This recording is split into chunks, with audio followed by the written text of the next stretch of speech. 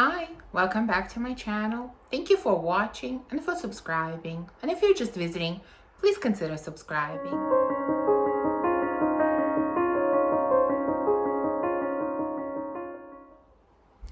So today's video is about masterpiece fragrances. And let me start by stating the obvious. I am not a professional. This is my very subjective opinion. But to me, masterpiece is something very, very special. It's a rare fragrance that I would call a masterpiece. It has to be extraordinary. It has to be unique. There has to be something absolutely outstanding and special about it for me to consider it a masterpiece. And so the fragrances that I'm going to share with you today are masterpieces in my mind. And the list, as you will see, is quite short. I only have 5 fragrances from my collection that I would consider masterpieces. And I will explain for each one why I would put it in this category. Also, I should mention that there will be one fragrance that you have not seen on my channel at all yet. It's a new one that I will be sharing in upcoming hauls, so keep watching. So the first one that I'm going to share with you is from the house of Juliet Mad, and it is called Nea. For those of you that have watched my channel for a while, I don't think this will come as a surprise. Just like a few others on the list, I don't think will come as a surprise. So this fragrance was created in 2015 by Luca Maffei. Now, it actually won an award in 2016. It was the winner of Art and Olfaction Awards. These are awards that celebrate the best independent, artisan, and experimental fragrance. So Nea won this prize in 2016, a year after it was released. So let me start by giving you all the notes, and then I will sort of tell you why, to me, this is a masterpiece fragrance. So the notes in here are pomegranate, dates, artemisia, palm leaf, black pepper. We have dried plum, damask rose, jasmine, sambac, caramel, vanilla, benzoin, tonka, cashmere and patchouli, ambroxan, and musk. So there are a lot of notes in this fragrance. The most prominent notes to me are, of course, dates. You get very, very sweet dates. And these dates are drizzled on top with pomegranate juice and with caramel.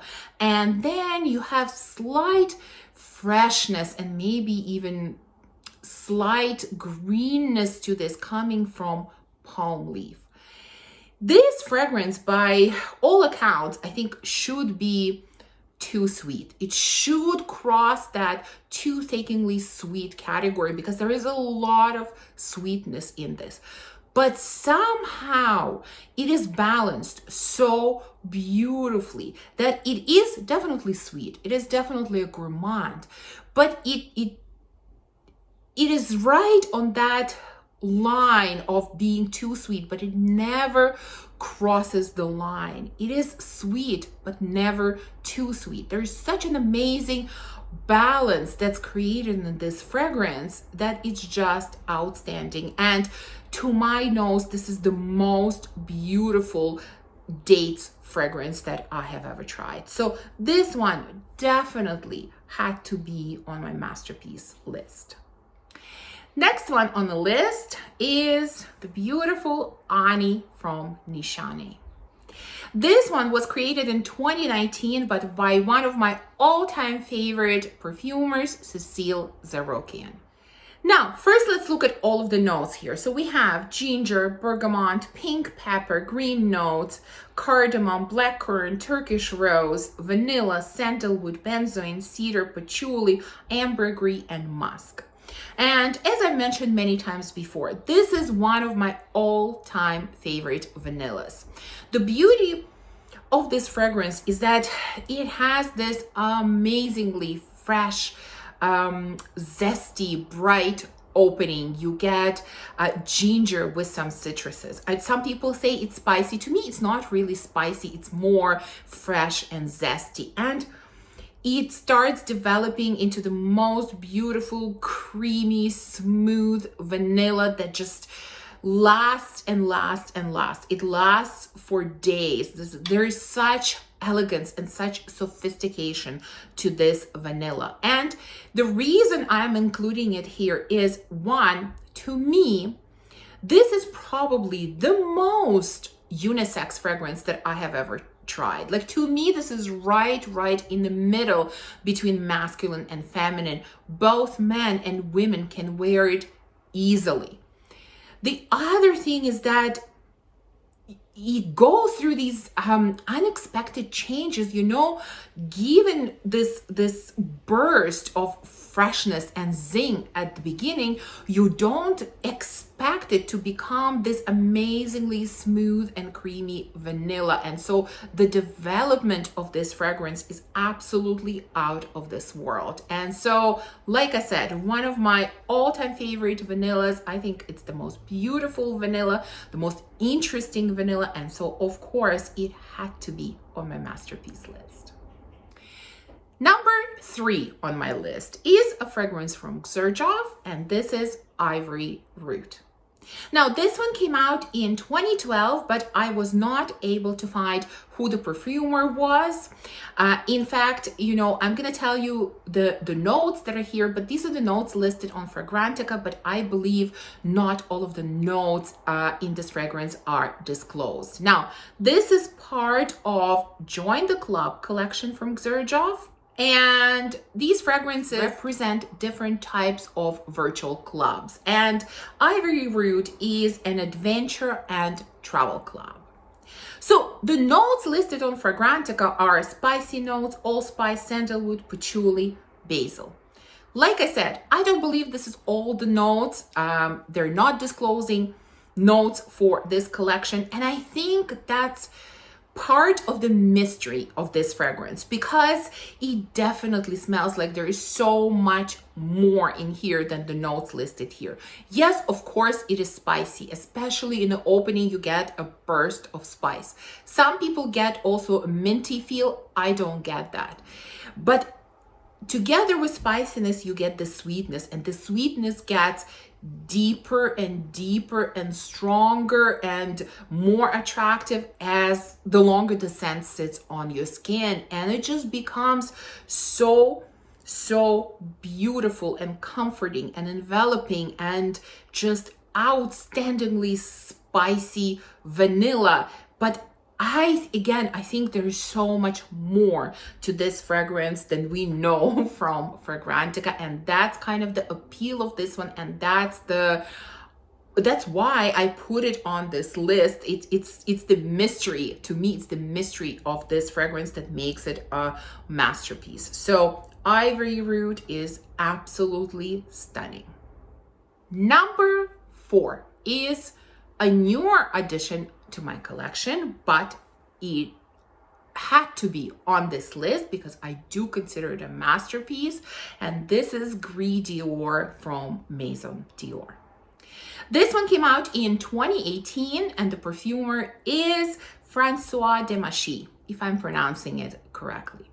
Now, the notes listed in here are pretty simple, and there are not a lot of them. It's rose, oak moss, patchouli, bergamot, cedar, sandalwood. Seems like a very simple, straightforward fragrance. You know, we've sort of seen a similar note combination so many times. I mean, basically rose and patchouli. But the reason I put this on this list is because in this simplicity, the perfumer was able to create something out of this world, something so special that you would never expect from such simple notes. I mean, again, it's mostly rose and patchouli. And you do get rose and patchouli, you get a little bit of oak moss in here as well, a little bit of freshness from bergamot, a little bit of woodiness, you know, nothing overly complex, and yet so magical and so stunning and so beautiful. This one is difficult to explain because there isn't much to this fragrance. You know, how many times can I say rose and patchouli? But on another hand, it's a magical rose and patchouli. There is something so elegant and stunning and feminine and just out of this world about this fragrance. So this was, again, a no-brainer. And so we've come to number 5. And number 5 is a fragrance that I have never shared before. It's a newer addition to my collection. And here we have, let's call it a double repetition, because it comes from a house that I already mentioned on this list, and it comes from a perfumer that I already mentioned on this list. So pause the video for a second, put down in the comments your guesses. Can you guess the house and can you guess the perfumer? I'm gonna wait. Okay, I hope you put your guesses down. So let's end the suspense. The fragrance I'm talking about comes from the house of Juliet Matte, and it is called Stairway to Heaven. Now, the perfumer for this is Cecile Zarokian, as I said, one of my all-time favorite perfumers, the same one that created Ani, and this fragrance came out in 2019. Now, before I read you the notes and tell you what this fragrance smells like, I want to read you a couple of sentences about the inspiration and the vision behind this fragrance, because I think it will just paint you the picture. It will tell you what this fragrance is about so well. I could never describe it that well. So the inspiration behind this is Annapurna base camp in Nepal, in the heart of majestic Himalaya. So from what I understand, it's a glacial, Annapurna is a glacial basin. I'm going to put a picture here so that you can see.